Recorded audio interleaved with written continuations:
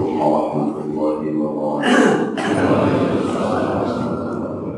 بسم الله والحمد لله والصلاة والسلام على رسول الله سيدنا محمد بن عبد الله وعلى آله وصحبه ومن تبعه إلى يوم القيامة. أما بعد، الفاتحة إلى حضرة النبي المصطفى رسول الله صلى الله عليه وسلم ورب آبائنا وأمهاتنا وأجدادنا وذريتنا ومشايخنا ولجميع المسلمين والمسلمات والمؤمنين والمؤمنات خصوصا إلى رب العالمين الناس من أسماء والديه أحمد الزاهد بن هدي الشيخ شيخنا كيدي محمد معمر بن كيدي عبد الرحمن شيخنا كيدي عبد الوهاب بن كيدي عبد الصمد شيخنا كيدي محمد محمد أنسى شيخنا كيدي شفيع حسن شيخنا كيدي علوي السلمي كيدي محمد سن شيخنا كيدي محمد نحن محمود شيخ محمد بن علي أبا سلمان الفاتحة.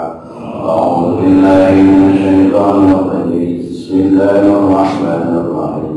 الحمد لله رب العالمين الرحمن الرحيم مالك يوم الدين إياك نعبد وإياك نستعين اهدنا الصراط المستقيم صراط الذين أنعمت عليهم غير المغضوب عليهم ولا الضالين.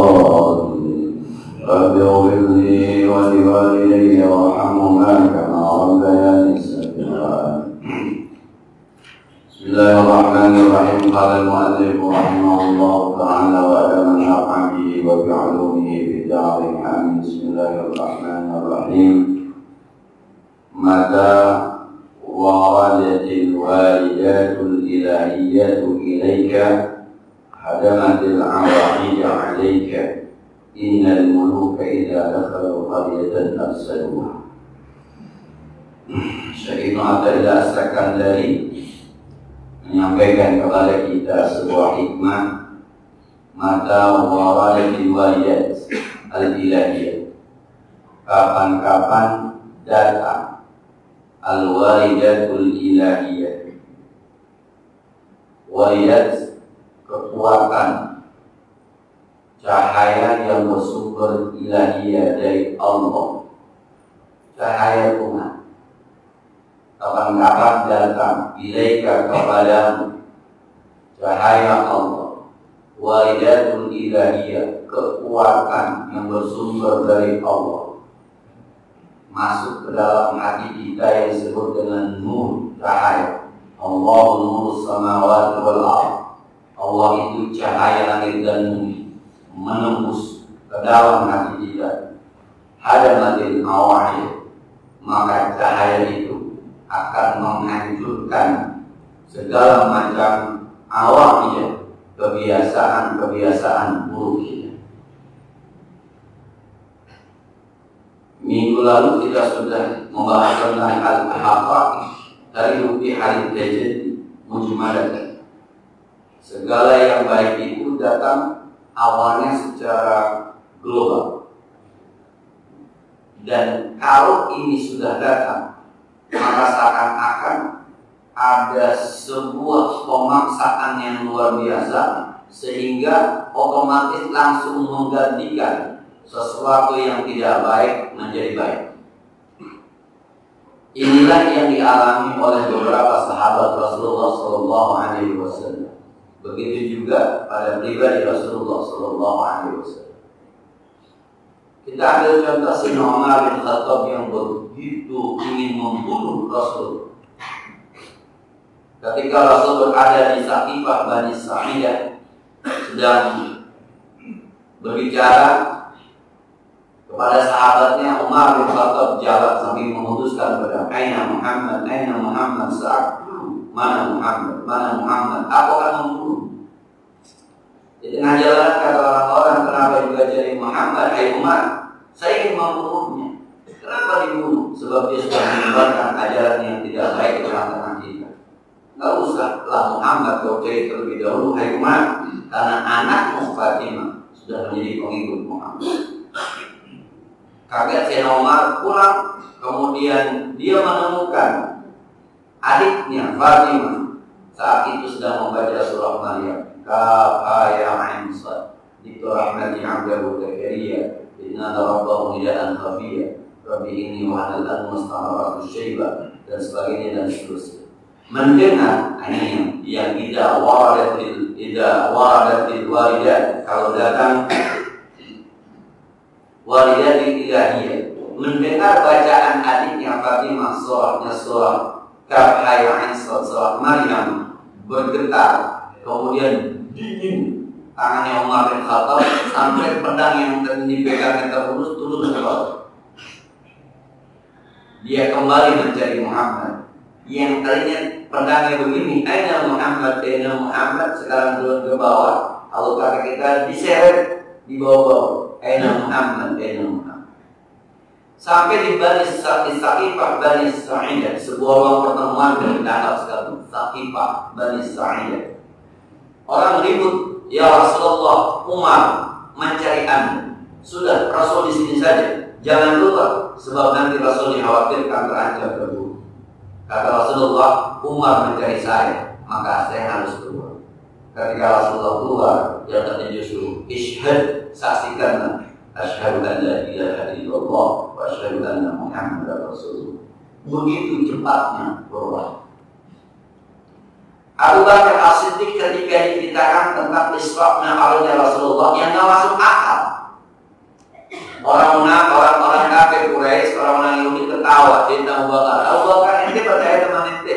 Siapa? Muhammad. Katanya semalam jalan-jalan ke Bait, ke Aqsa, jalan-jalan ke Aras. Semalaman, gila bener. Gila sama lu? Gila bener. Nah, sampai ada sebuah kisah Rasulullah diinterogasi. Muhammad, kalau betul ente udah sampai ke Masjidil Aqsa, ada berapa jendelanya? Ada berapa tiang? Aman disebutin, jadinya sekian, sekian. Ternyata benar. Terus lu naik apa? Lu mau sampai naik buruk. Coba angkat kaki sebelah lagi. Kata Muhammad, aku jatuh. Lu terbang aja nggak bisa, ngimpi lagi. Tapi Abu Bakar As-Siddiq ketika diminta semacam itu, ente percaya Abu Bakar? Kata Abu Bakar, lebih dari itu ceritanya. Saya masih percaya. Maka disebut dengan As-Siddiq, Abu Bakar As-Siddiq. Abu Bakar itu pagi-pagi As-Siddiq, orang yang membenarkan. Nggak mau apa-apa, nggak pakai data, nggak pakai argumentasi. Pokoknya kalau Nabi Muhammad yang udah ngomong cahaya Allah masuk, lebih dari itu ceritanya, saya percaya. Itu juga yang menyebabkan Sayyidina Ali karramallahu wajhah mau tidur di tempat tidur Rasulullah SAW ketika mau hijrah, yang taruhannya nyawa. Kalau kata dibuka main bacok aja mati Sayyidina Ali. Tapi kematian itu sesuatu yang biasa-biasa saja. Kenapa? Saudara tak mau hari dan bergila. Itu juga yang menyebabkan Abdurrahman bin Auf mau mensedekahkan seluruh harta dagangannya yang baru diimpor ke daerah Yaman. Ketika Aisyah berkata, betul kata Rasulullah. Apa katanya? Nanti seluruh sahabat Nabi masuk ke surga sambil berlari, kecuali Abdurrahman bin Auf yang datang ke surga dia dalam merangkak. Kenapa merangkak? Karena Abdurrahman bin Auf terlalu banyak harta. Mendengar ucapan kayak gitu, kata Abdurrahman bin Auf, seluruh harta saya yang datang dari luar negeri sedekahkan untuk Islam, sebab saya ingin masuk surga sambil berlari, tidak ingin merangkak. Begitu beraninya. Hilang semua ketakutan miskin, hilang semua ketakutan mati, hilang semua kebencian ketika walidatul ilahiyah sampai kepada Anda. Maka kalau ada orang perubahannya 180 derajat, itu biasanya kita sebut mendapatkan walidatul ilahiyah. Dari yang pelit sampai dermawan, dari yang takut sampai berani, dari yang gak pernah sembahyang sampai nungguin waktu sholat. Dari yang tadinya nggak demen puasa, sampai doyan betul sama puasa. Dari yang tadinya benci sama pengajian, sekarang di mana ada pengajian pasti ada. Yang tadinya benci sama orang Islam, sekarang begitu sayangnya. Yang pendendam sekarang pemaaf. Luar biasa. Itu walidah, kekuatan walidatul ilahiyah. Nah, tinggal kita introspeksi. Udah belum? Nah, dan sedekah masih ada takut, takut kebanyakan. Sedekah takut kebanyakan.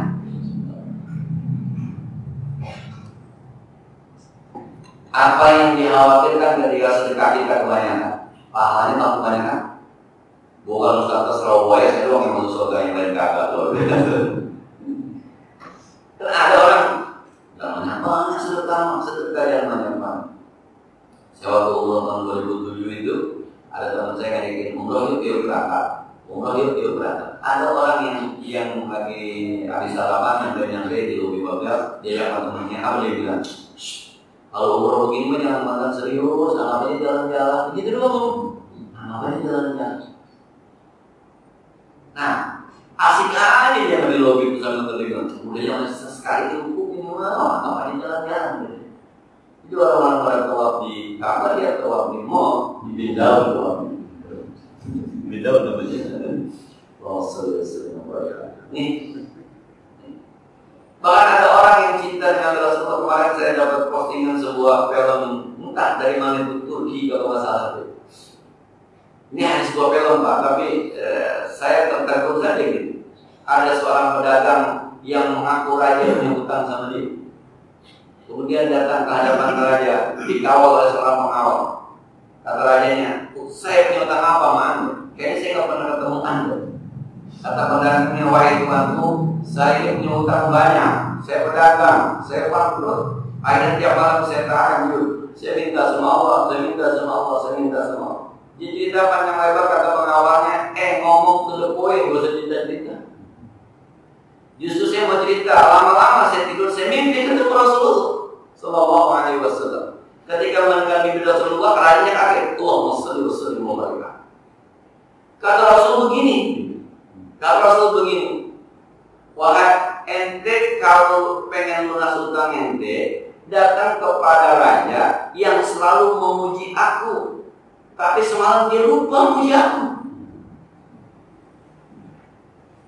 Minta sama dia.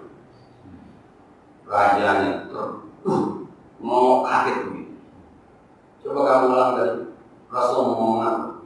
Minta tolong kepada yang memuji dikasih satu kantong emas. Ulang lagi. Rasul ngomong, minta tolong kepada orang yang memuji, kasih lagi 3 kantong emas. Ulangi sekali lagi. Rasul ngomong, minta tolong sama orang yang memuji, dikasih. Kata pengawalnya, Tuhan udah kebanyakan. Yang mintanya tukang dagang bingung. Sebab tukang dagangnya bukan orang alim. Dia mimpi ketemu Nabi, mimpi aja. Enggak ada tuh rasa saya mimpi. Enggak, dia mau orang awam, dia mau mimpi ketemu Nabi, mimpi aja. Ketika dia pulang, kata pengawalnya, Tuhan, kenapa Anda berikan begitu banyak? Dia cerita, kemarin semalam saya sangat sibuk sekali, sampai-sampai saya lupa baca selawat maupun sama Rasulullah Sallallahu Alaihi Wasallam. Saya senang sekali ketika Rasul bilang sama pedagang itu yang memujiku. Jangankan dia minta harta, dia minta jabatan. Tuh hari ini Allah. Itu walidatul ilahiyah. Saking cintanya sama Rasulullah, omongan Rasulullah itu sekedar minta tolong sama orang yang memujiku. Semalam dia lupa baca selawat. Siapa itu? Iya ternyata. Yang ini siapa? Pedagang. Saking gilanya cintanya sama Rasulullah, itu masih emas. Coba ulangi lagi. Yang ngomong Pak Rasul pedagang, kalau pedagang gilanya nggak masuk akal. Itu walidatul ilahiyah. Mohon maaf ini mah film dari antara kitabnya. Tapi saya tertentu saja dengan subhanallah ada orang Islam. Ini walidatul ilahiyah. Maka ada orang kerjaannya di luar nalar kita. Abu Bakar As-Siddiq ketika perang Yamamah, tahu masalah dia. Semua kata Nabi, saudara kita perlu harta untuk berperang. Yang punya harta silakan kita kumpulkan. Abu Bakar bawa semua hartanya. Sampai Nabi bilang, Abu Bakar, anak istrimu kau kasih apa nanti? Aku tinggalkan kau kepada mereka. Dia akan minta kepada Allah. Masuk akal. Nah, kita mungkin bisa miliki dengan kalau sahabat minta mau, ya bang. Saya nomornya terkagum-kagum dan saya nomor bawa separuh hartanya, separuh masih tinggalkan separuh. Separuh pun kalau buat kita nggak masuk akal. Punya duit 1 miliar, sedekah 500 juta. Gitu. Kalau Bakar punya duit 1 miliar, 1 miliar. Nah, nggak masuk ya. Aisyah radhiyallahu anha ketika ada orang minta datang ke rumahnya minta sedekah, sedekah. Cuma ada korma doang satu, korma satu, aku batunya. Orang sedekah minta sedekah, nggak ada kok. Adanya korma doang satu. Itu yang minta-minta bawa anak dua di belah dua dikasih anaknya. Korma doang satu, akunya orang minta dia kasih. Walidatul hidayah. Rasulullah Sallallahu Alaihi Wasallam. Kalau ceritanya kan tanda penting. Pas sudah jadi Nabi Rasulullah, mohon maaf dia susah. Kata Aisyah, kita pernah 2 bulan kagak masak makanan kita 2 yang hitam, korma dan air zam-zam. Jadi korma hitam sambil dimakan minum air zam-zam, jadi dua-duanya hitam. Rasulullah pernah melingkir perutnya karena lapar. Rasulullah pernah lagi ngaji diikat begini perutnya. Kata Abu Talha, kenapa itu Rasulullah lapar? Tapi Rasulullah sanggup berkata, baik jannah, rumahku adalah surga bagi. Di mana ya letaknya? Kalau kita udah begitu rangkap belum? Maksudnya ini kalau sudah walidatul ilahiyah, ada walidah, ada kekuatan yang datang yang bersumber dari Allah Subhanahu wa Ta'ala. Dan ini nggak bisa dalam dicari, nggak bisa diminta. Ini mah yang kita kembali ke awal. Ada fadilah, ada hakikat, ada ma'rifat, ada syariat, ada hakikat, ada ma'rifat. Jalan saja syariatnya, nanti Allah yang akan menempatkan kita naik kelas namanya hakikat. Jalani saja hakikatnya, nanti Allah yang akan mengangkat kita menjadi ma'rifat. Nggak usah daftar. Lu nggak makan, lu ada ma'rifat. Nggak begitu. Nggak ada. Yang aku ma'rifat berbahaya sih. Nah, orang lain yakin, karena memang dengan sendirinya saja. Maka ada cerita-cerita yang apa ya? Yang kadang-kadang nggak masuk akal, itu cerita yang nggak masuk akal. Di YouTube itu hati saya masih kurang pas, walaupun ya ini barangkali bentuknya. Mungkin bapak-bapak pernah dengar Wan Japa, cerita dari Gus Mus. Kalau di video tampilan Wan Japa itu rambutnya gondrong, kaosnya buntung, celana pendek, main di pantai jauh. Namanya Wan Japa. Di YouTube itu Gus Mus cerita. Jadi Wan Japanya awalnya orang yang bisa menerawang orang lain. Jadi kalau saya melihat Pak Haji itu, saya bilang bulan depan Pak Haji bakal dapat proyek. Tapi saya juga bisa bilang bulan depan Pak Haji bakal kehilangan rezeki. Semua orang yang datang berapa? Satu saat Wan Japa hilang, nggak ada di kampung. Ketika ada di kampungnya itu orang pada nyari kemana Wan Japa? Kemana Wan Japa? Tiba-tiba dapat 2 bulan balik ke Wan Japa. Ketika balik berubah 180 derajat. Sudah tidak lagi menerawang orang, sudah tidak lagi membawa kealimannya, sudah yang modern sekarang. Kalau bapak-bapak lihat di YouTube tulis Wan Japa itu pakai kaos merah, tangan pendek segini ini, pakai celana pendek, rambutnya gondrong, kemudian mainnya di pantai. Itu orang yang tahu centangan nih, yang tahu Wan Japa centang, jelas ya centang. Karena yang nendang. Dan kata Ki Mustafa Bisri, datanglah orang kepadanya nanya, Wan Japa, kok sekarang berubah? Berubah gimana? Dulu pernah menerawang orang, sekarang nggak. Oh, ada cerita. Jika dulu saya mimpi ketemu almarhum bapak saya suruh ketemu seorang ulama namanya Kiai Tawakal di sebuah daerah. Saya pergi. Ketika saya pergi, saya di satu kampung yang ditunjukkan oleh bapak saya, tidak ada yang namanya Kiai Tawakal. Yang ada aki-aki namanya Mas Bejo. Tanya, ada seorang tua bilang, mungkin Pak, yang Anda maksud Kiai Tawakal itu yang Mas Bejo. Mas Bejo mah di sini biasa-biasa saja. Ya sudah, di mana itu Mas Bejo? Di Parang. Ketika di Parang dia tersesat jalan. Pertamanya di sawah, tiba-tiba di hutan. Ada jalan cuma satu. Ikutin jalan itu, lalu di ujungnya, lalu ada sebuah rumah. yang betul bahwa orang sebutnya Mas Bejo itu kita wakaf sedang ngaji depan muridnya umurnya di atas 72. Kita wakaf namanya Mas Bejo. Dan ngaji ada di situ. Ketika dia datang, Jafar masuk. Tiba-tiba udah kenal itu Mas Bejo sama saya. Jafar dulu. Ketika saya duduk, yang saya nggak percaya, terlihat dengan jelas menurut ilmu terawang saya ditulis di bidangnya itu, huwa min ahlin nar, orang itu pasti masuk neraka. Kata orang Jafar, ini kenapa ada orang yang saya disuruh ngaji tapi di jidatnya min ahlin nar, tapi kerjaannya ngaji, kerjaannya sembahyang, luar biasa. Menurut impian saya ini wali. Saya sendiri Jafar itu kerjaannya apa? Biasa kata muridnya, ngajar ngaji sembahyang. Cuma ada memang hari-hari tertentu yang dia hilang atau kemana lah, biasalah jalan-jalan. Penasaran Jafar, satu malam ketika kiainya jalan-jalan, dia ikutin.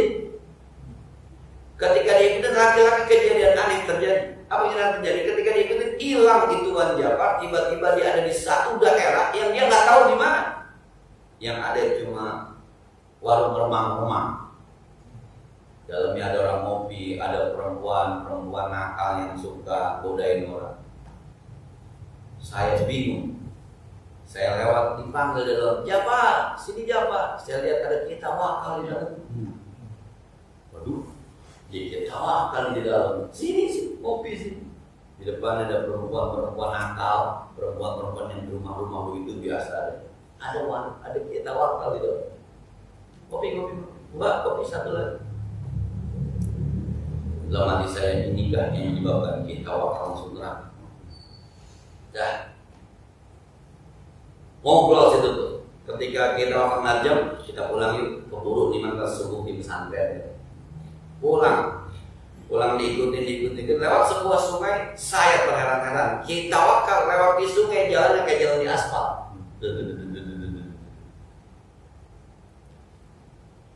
Tapi masuk neraka, tapi jalannya kayak wali. Saya masih bengok, kita kamu udah di sana di pinggiran, manggil Jafar, sini. Saya bingung nyebrangnya bagaimana. Untung sih sebenarnya kita bakal jalan Jafar sampai duduk di bawah pohonan. Jafar sini masih lama istirahat dulu. Dan ngobrol karena kita wakal sudah ketemu jawabannya kalau saya ini ahli neraka. Kaget. Jafar kaget, tahu dari mana ini bro? Nah, Jafar, hati-hati merawang. Sebab kadang-kadang terawangan kita berdasarkan kebencian kita kepada orang. Kita benci orang, kita terawang, kita suka orang, kita terawang. Maka kadang-kadang isi terawangan kita itu terpengaruh dengan kita. Benci atau karena Anda melihat saya ahli neraka, maka Anda ikuti saya. Karena Anda ada rasa pengen tahu, itu nggak bagus. Diam aja jangan sekali-kali merawat masa depan orang. Karena kadang-kadang hati kita bercampur benci dan suka orang. Yuk kita pulang. Sekalian pulang itu kita wakal jalan kencang banget. Saya ketinggalan, tersesat lagi saya. Tiba-tiba saya ketemu dengan sebuah musola. Saya sholat subuh di situ. Kemudian ada orang tua marahin, maaf dek, adik yang namanya Jafar. Iya, ini ada titipan dari Mbah Bejo. Baju adik katanya nih suruh pulangin Mbah Bejo. Kata Jafar, yang Mbah Bejo mana? Iya di kampung sini mah Mbah Bejo. Kadang-kadang muncul, kadang-kadang kagak, kadang-kadang nggak jelas jelek orang. Kata orang tahu. Pulanglah Jafar. Sampai situ tuh kemudian Jafar bilang, mulai saat ini saya tidak mau lagi menerawang tentang masa depan. Kenapa? Sebab itu kan al-waridatul ilahiyah. Hanya ketemu itu kemudian berubah 180 derajat. Cuma yang sama saya kurang pas menurut ya dari segi pakaiannya saya lihat yang namanya Jafar itu. Sampai saya klik isi ceramahnya itu, kalau saya itu ceramahnya agak ngaco. Apa emang begitu kali modelnya? Jafar ini hanya menjalankan takdir Tuhan yang asli. Sampai dari mana? Saya baca namanya Ismail dari mana? Dari Pasuruan. Di Ismail ini ada Tuhan. Maka muncul Ismail. Tuhan Ismail. Kamu siapa namanya? Gufron. Dari mana? Dari Pasuruan. Ini Tuhan Gufron. Saya hanya menjalani. Buka bajunya, dedek motor, kadang-kadang dia main drum. Saya bilang, wah, nggak boleh ngomong macam-macam. Sebab tapi yang ingin dilihat ada perubahan 180 derajat dari walidatul ilahi. Maka kemudian Ibnu At-Sakandari mengambil sebuah ayat, innal muluka idza dakhalu qaryatan afsaduha. Raja-raja, ini kan cerita dialognya Ratu Balqis ketika Nabi Sulaiman mengirim surat kepada Balqis lewat gunung Hurun, dibaca Bismillahirrahmanirrahim, innahu bismillahirrahmanirrahim, innahu min Sulaiman, innahu bismillahirrahmanirrahim. Dibuka tuh surat ini dari Sulaiman, bismillahirrahmanirrahim. Mau masuk Islam atau saya serang gitu. Maka musyawarah kata di antara pasukan bilang, innal muluka wahai Ratu Balqis, raja kalau udah masuk ke kampung habis kampung kita dirusak. Kira-kira begitu. Kalau ada kekuasaan Allah, nurul ilahiyah, waridatul ilahiyah masuk ke hati kita, maka yang jelek-jelek akan minggir. Waridatul ilahiyah. Maka jangan kaget kalau orang tiba-tiba benar, jangan kaget. Lah, jangan kata gitu. Mudah-mudahan ada waridatul ilahiyah. Begitulah kira-kira. Yang ada doyan puasa, tiba-tiba rajin puasa. Yang kulit tiba-tiba sedekah yang luar biasa. Yang nggak pernah bangun malam, tidak tiba-tiba dari jam 1 sampai subuh nggak tidur. Yang nggak suka baca Quran, tiba-tiba itu bisa 3 hari hatam Quran. Yang tadinya nggak bisa. Itu waridatul ilahiyah. Kita mah tinggal diagnosa diri kita aja. Sebenarnya kita ini sudah belum tersentuh dengan waridatul ilahiyah. Pernah kita berubah ke arah yang tiba-tiba 180 derajat. Yang lainnya demen bola begadang, sekarang udah kagak demen mau bola begadang, demen yang ibadah. Itu waridatul ilahiyah. Nah, sebab kita kadang-kadang punya teman waktu di SD, di SMP, di SMA, badunya luar biasa. Tiba-tiba sekarang ketemu jadi kiai. Nah, mungkin di Tangerang Selatan tuh ada kiai namanya Sobro. Itu teman kakak saya ketika di PGA mungkin. Jadi ceritanya ada temennya mau pesantrenin anaknya. Temennya nggak tahu kalau kiainya teman dia sekolah. Di kepala dia nggak mungkin tuh Kiai Sobron itu, Sobron yang dimaksud adalah temannya, nggak mungkin. Ilok si Sobron jadi kiai.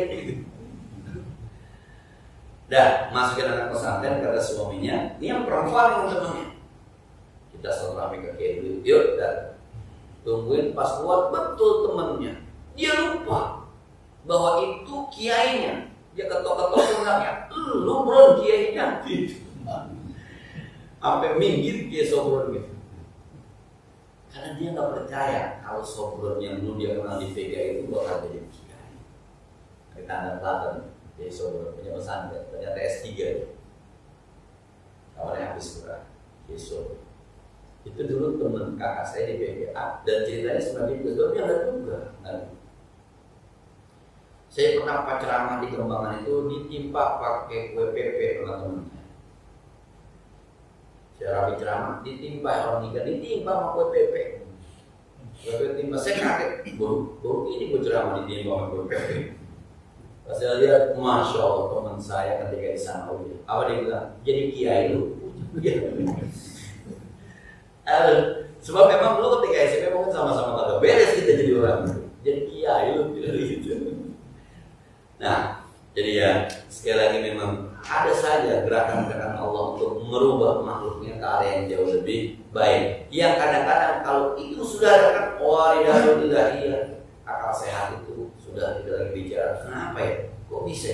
Kenapa ya? Kok bisa? Dan ini bisa jadi juga bukan. Teman saya kemarin ke Turki, kemudian dia cerita, dia posting gitu, cerita ini ada masjid. Di sana dia masjid Cami, tapi dibilangnya masjid Jami. Nah, Cami. Di tengah-tengahnya katanya ada tempat wudhu. Jadi masjid ini tempat wudhunya di tengah. Tempat wudhunya di tengah. Jadi mencerita katanya dulu ketika Sultan mau bikin masjid, ada perempuan Yahudi yang kagak mau jual rumahnya. Satu malam tuh perempuan mimpi terjadi hari kiamat. Setengah mati dia, lari sono, lari sini, lari sono, lari sini. Akhirnya yang nolongin dia itu sultan dalam mimpinya. Dia datang ke rumah sultan. Ada apa sultan? Ada apa? Kok saya mimpi? Saking ketakutannya itu hari. Ya karena ibu nggak mau jual tanahnya buat masjid. Itu buat kebaikan. Ya udah sultan, kalau saya jual saya bagi aja. Dari mulai jual berubah menjadi bagi. Cuma karena itu punya orang Yahudi, sultan kagak nggak enak juga dijadikan masjid buat sembahyang. Akhirnya dijadikan tempat wudhu di tengah-tengah masjid. Jadi tempat wudhu di tengah ada ya imam, ya makmum, tempat wudhu, makmum lagi. Itu kan walidatul ilahiyah. Tiba-tiba yang tadinya mau menjual justru membeli. Innal muluka, sesungguhnya raja, idza dakhalul qaryatan, kalau masuk ke dalam sebuah daerah, afsaduha, maka raja itu akan menghancurkan apa saja yang ada di dalam. Ini yang kita sebut dengan walidatul ilahiyah. Subhanallah, banyaklah cerita ahli-ahli sufi, Rabi'atul Adawiyah dengan konsep mahabbahnya, udah enggak ketulungan. Kalau pacaran dia malam Tuhan gimana cerita? Dia malam pacaran sama Tuhan. Kalau ada ayam bunyi, sedih ya Allah, tidak berpisah lagi. Merasa dipeluk oleh Allah, merasa dicium oleh Allah, merasa dibelai oleh Allah. Ya Allah. Kalau baca-baca saya Rabi'atul Adawiyah, begitu luar biasanya mahabbah, rasa cinta. Sampai dia bilang, saya tidak benci sama setan, sebab di hati saya sudah penuh dengan rasa cinta kepada Allah. Tidak ada ruang lagi untuk membenci sesuatu, untuk mencintai sesuatu.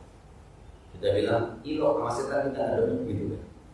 Nah itu memang udah di luar nalar, itu walidatul ilahiyah.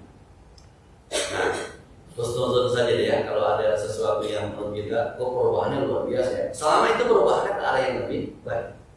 Si amal bahasa nama. Salah tulis kali lo 30.000 kali 3 juta nih duitnya. Biasanya pelit. Nanya apa aja? Nanya enggak? Mau ngadain, mau bangun ini berarti sekian juga 3 juta aja langsung kata-kata. Biasanya nanya banyak yang mau, nanyanya banyak, nanya yang banyak, awalnya dikit gimana biasanya? Tiba-tiba jangan digabung sampai cakap apa orang yang ini. Bisa jadi ada sesuatu yang berubah. Walidatul ilahiyah. Yang penting ke arah yang lebih baik. Tapi kalau yang udah ke masjid dulu tiba-tiba hilang, yang tadinya saudara kamu sekarang pelit. Nah, alhamdulillah itu ya. Alhamdulillah. Saya kira gini barangkali ya yang kita bahas di pagi hari ini. Insyaallah nanti akan kita sambung berikutnya. Sebagaimana biasa barangkali ada barangnya atau hasilnya dipersilakan.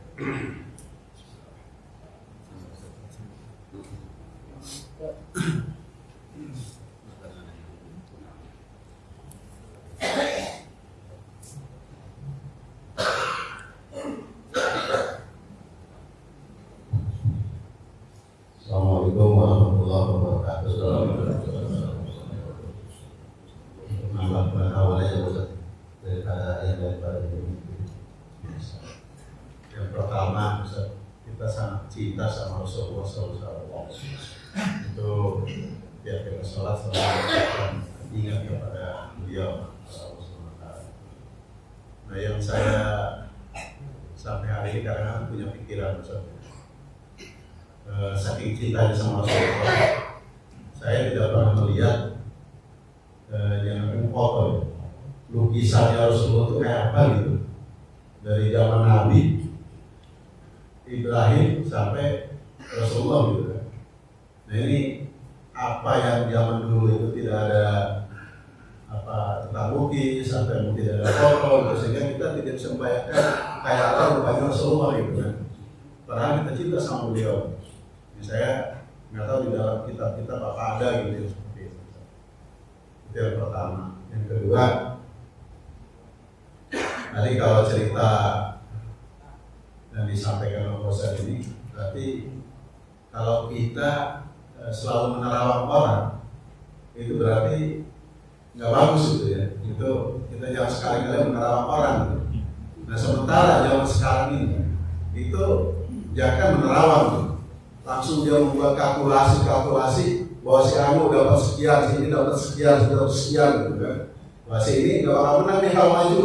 Nah sini bakal menang nih kalau maju. Ini kan luar biasa. Ini bagaimana nih pelajaran buat kita kalau seperti itu Ustaz. Sedangkan yang disampaikan oleh banyak kalangan gitu yang disebut cebong sama kampret itu, seolah kalau si cebong ngomong itu udah 100%, udah cinta mutlak sama itu, nggak ada salahnya, benar tuh semuanya gitu kan. Nah ini kalau melihat kayak gini, dunia ini jadi apa gitu Ustaz? Terima kasih. Assalamualaikum warahmatullahi wabarakatuh. Zaman Rasul itu sudah ada teknologi bikin patung, sudah ada. Cuma memang dibatasi sama Rasulullah. La'anallahu al-musawwirin, Allah melaknat orang-orang yang bikin patung. Jangan ada di Nabi Muhammad patung yang lain pun tidak ada. Siapa orang yang menciptakan patung maka nanti jadi akan diminta untuk memberikan dulu ya. Jadi memang dibatasi sekali. Kenapa? Sebab kalau kata Pak Quraisyihab, kalau waktu itu diizinkan orang yang dari menyembah patung dari Allah, nanti ketika Nabi Muhammad meninggal balik lagi ke patung itu, ya kan? Yang haji itu sekarang menjadi perdebatan tuh. Kalau patung zaman sekarang masih bermasalah, nah, sebab kan dalam tanda petik sekarang mah sudah nilainya nilai seni, bukan lagi buat disembah. Perlu dikhawatirkan itu disembah, karena memang baru banget pindah dari menyembah Hubal, Lata, Uzza, Manat.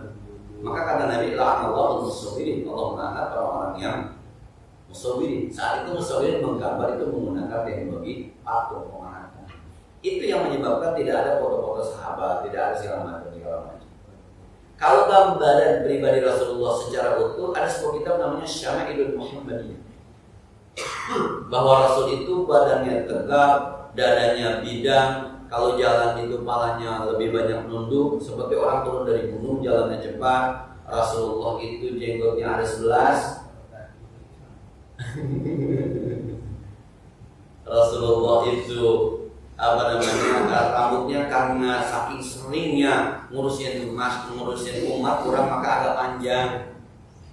Rasulullah itu diceritakan ada namanya Syama'ilul Muhammad.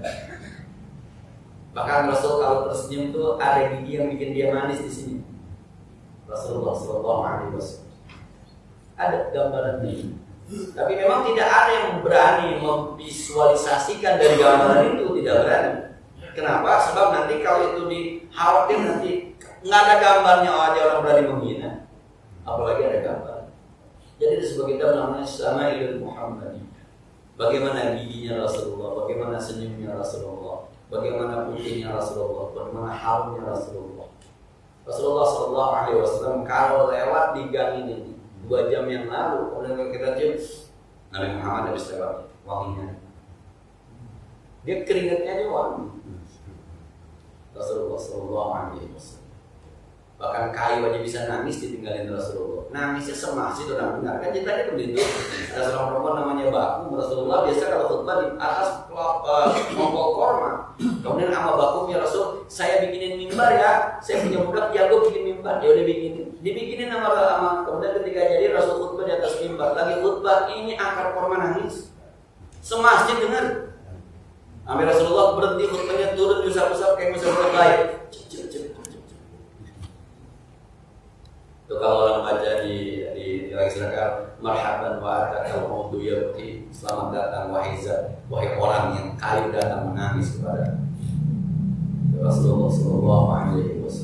Cerita-cerita itu di kitabnya Syama'ilul Muhammad.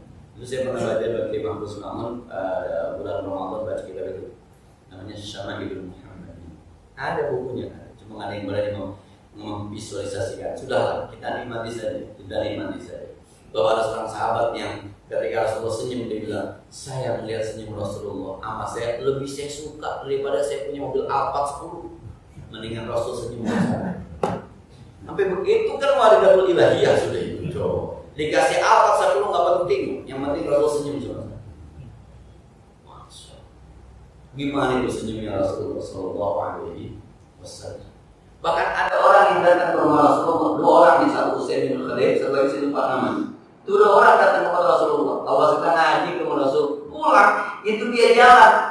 seakan-akan di depannya ada lampu. Ketika sampai 3 yang harus ke kanan, harus ke kiri, lampunya pecah 2. Seakan-akan di depan ada lampu. Itu karena habis main di rumah Rasulullah SAW. Sama itu Muhammad.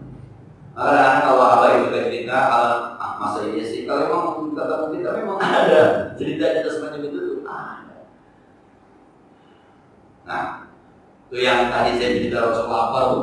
Bagi apa tuh? Anas bin Malik, anak tirinya Abu Talha, dibilangin pulang ke rumah seorang perempuan istri Abu Talha namanya Ummu Sulaim. Ya Ummu Sulaim, al-indakum ta'amun, ada makanan enggak? Ada bang. Buat apa Rasulullah apa tuh? Ya kalau kita berempat masih cukup bang. Masak tak? Kita bilangin. Anas bin Malik bilang dengan Anas sini, bilang sama Rasulullah ya, ntar ada ngaji di rumah kita makan. Tapi pelan-pelan ngomongnya. Anas bin Malik kemudian datang menghadap Rasul. Baru datang Rasul bilang, mau menang rumah ya? Iya Rasul. Ayah saya pesan nanti kalau habis ngaji. Ayo deh. Menang makan Rasul. Ayo. Saudara, kita habis ngaji kita ke rumah Abu Talha makan. Persiapannya 4 orang. Tapi diumumin sama Nabi. Berapa jamaahnya? 80 orang. Anas bin Malik mendengar, waduh bahaya nih, pulang ngadu ke bahasa kita. Bah, ngapa? Rasul ngumumin ke jamaah, lalu gimana ngomongnya? Saya bilangin, Rasul diumumin. Akhirnya nih, seorang perempuan namanya Ummu Sulaim luar biasa. Ketika Abu Talha masuk, ya Ummu Sulaim, ini bahaya. Emang apa bang? Rasul nyuruh jamaah datang kemari, ini makanan cuma senampan buat berempat. Saya, kamu, Anas, dan Rasul. Muslim, ya bang. Kalau Rasulullah punya urusan, insya Allah saya main ini. Ketika sampai di depan tuh masuk kata Allah, ya Rasul, mohon maaf, ini miscommunication, ini miscommunication. Maksudnya sebenarnya Rasulullah nggak ada semuanya. Itu yang di belakang apa di bawah. Kata Rasul, iya, udah diam semua. Rasul masuk, mana makanannya? Ini Rasul, sama Rasul doain itu, Rasul doain. Jadi masuk 10 orang makan. 10 orang makan kenyang keluar, 10 orang makan kenyang keluar, 10 orang, 80 orang masih tersisa buat 4 orang yang hidup. Nah, jadi yang kalau saya bercanda, saya cari kita doanya nggak ketemu. Kalau doanya ketemu kita bacain, gitu. Enak belajar lagi. Nah, saat itulah kemudian saya bilang asyhadu anna Rasulullah, aku bersaksi bahwasanya kau betul-betul Rasulullah. Maka ketika ada sebuah kejadian Rasulullah kemudian kurang akomodasi kurang, onta dipotong, kata Umar, ya Rasul, habis nama onta dipotong. Lalu bagaimana Umar? Kapan Rasulullah? Minta. Kumpulin semua sisa-sisa makanan, kumpulin digaji makanan. Dah, bawa kantong plastik masukin, semua 300 orang cukup kantong plastik. Sampai ada Rasulullah, ini Rasulullah, walidatul ilahiyah. Nah, yang kedua, yang tadi saya cerita itu agak berbau dukun. Jadi kadang-kadang kita kalau melihat orang ambil orang sono, orang sono kadang-kadang mati. Loh, itu yang nggak boleh tuh. Nggak ada data, nggak ada dokumentasi. Itu kadang-kadang di mobil apa dia? Mobilan, jadi dia pasti nggak lulus, yang ngedit siapa? Tapi kalau ada datanya, kalau seperti Pak Habibie dulu kan pernah memprediksi Indonesia akan menjadi negara maju mengalahkan Amerika tahun 2028. Itu diprediksi oleh Habibie ketika tahun 1980-an ketika dia dengan Profesor Emil Salim. Dengan sumber daya manusia semacam ini, sumber daya air semacam ini, kalau ada perubahan sama-sama, maka kita akan bisa mengajar Amerika 50 tahun ke depan. Ini hitungannya ilmu, hitungannya ada dasar hitungannya. Kayak kita apa jadi guru, ketuaan jadi guru, melihat murid banget mukanya ini, kita udah lihat, ini memangsa, ibunya. Bukan berarti kita bukan, dari laganya udah ketahuan, gitu, udah laganya ketahuan. Orang saya udah apa sih muka-muka yang sembahyang, muka-muka yang kagak sembahyang. Kita nih jadi guru, muka-muka sembahyang. Kita orang sering main dulu ya, iya Pak, tuh kan. Bukan berarti kita dukun, bukan, emang udah biasa jadi murid Pak. Asal yang cium tangan dulu, kita ketemu kalau udah beres biasanya. Asal ketemu di mana cium tangan, dari kantin cium tangan, ini cium tangan. Hasan tuh nggak beres nih. Nggak beres. Boleh begitu kan? Ada dia cium tangan dulu juga, di kantin ketemu cium tangan, berbuat ketemu udah cium tangan lagi. Kayaknya numpuknya beda apa yang lain gitu ya. Nggak beres dah. Bukan lagi dari tentukan. Jadi kalau soal prediksi semacam itu, cuma ya kalau sekarang kan dalam tanda petik, ada yang bilang Jokowi bakal menang termutlak, yang satu bilang ya biasa itu paling dimakan. Ada yang gitu kan? Ada yang Prabowo ya tergantung dia bekerja buat siapa, dia bekerja buat siapa begitu. Emang belum ada yang kita susah nilai mana yang independen gitu, susah nilai. Hal semacam itu ya kalau ngambil MHN aja itu kan ke politik ya. Bahwa politik terhilang gitu. Nah, ini masalah gambar ini. Ini kebetulan nih saya ini dulu tukang gambar. Saya dulu juga bisa buat patung. Nah, tapi kemudian saya, karena kebetulan orang tua saya juga sama. Jadi memang saya bisa gambar, bisa buat patung. Ketika saya baca hadis itu, sekarang saya sama sekali tidak berani untuk menggambar. Bahkan saya kalau melihat ustaz saya bisa gambar, jujur aja. Tapi ini masalahnya, anak saya juga bisa gambar sekarang, dan dia menggambar terus.